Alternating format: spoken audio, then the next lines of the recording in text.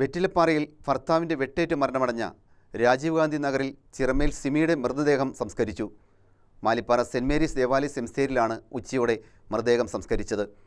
സുഹൃത്തുക്കളും കുടുംബാംഗങ്ങളും പ്രദേശവാസികളും ഉൾപ്പെടെയുള്ളവർ സംസ്കാര ചടങ്ങിൽ പങ്കെടുത്തു. നാടിനെ അമ്പരപ്പിച്ച സംഭവമായിരുന്നു വെറ്റിലപ്പാറ ചിറമേൽ സിമിയുടെ മരണം. ഭർത്താവ് ബിജുവിന്റെ മദ്യലഹരിയുടെ ഇരയാകേണ്ടി വന്ന വീട്ടമ്മ 3 പെൺകുട്ടികളുടെ അമ്മയായിരിക്കുമ്പോൾ തന്നെ തന്റെ ഏറ്റവും ഇളയ മകളുടെ ആത്മഹത്യയ്ക്ക് സാക്ഷിയാകേണ്ടി വന്ന നിർഭാഗ്യവതിയായ അമ്മ. 3 പെൺകുട്ടികളുടെ അമ്മയായിരിക്കുമ്പോൾ തന്നെ തന്റെ ഏറ്റവും ഇളയ മകളുടെ ആത്മഹത്യയ്ക്ക് സാക്ഷിയാകേണ്ടി വന്ന നിർഭാഗ്യവതിയായ അമ്മ.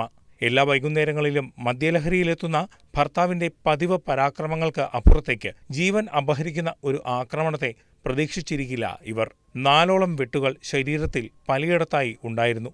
എന്നാൽ കഴുത്തിനേറ്റ ആഴത്തിലുള്ള മുറിവ് സിമിയുടെ ജീവൻ നഷ്ടപ്പെടാൻ കാരണമായി. നാട്ടുകാർ ഓടിക്കൂടി ആശുപത്രിയിലേക്ക് കൊണ്ടുപോകാൻ ഒരുങ്ങിയപ്പോഴേക്കും സിമി മരിച്ചിരുന്നു. മാലിപ്പാറയിലാണ് സിമിയുടെ കുടുംബ വീട്. മാലിപ്പാറ സെന്റ് മേരീസ് ദേവാലയ സെമിത്തേരിയിൽ മൃതദേഹം സംസ്കരിച്ചു. News desk KCV news.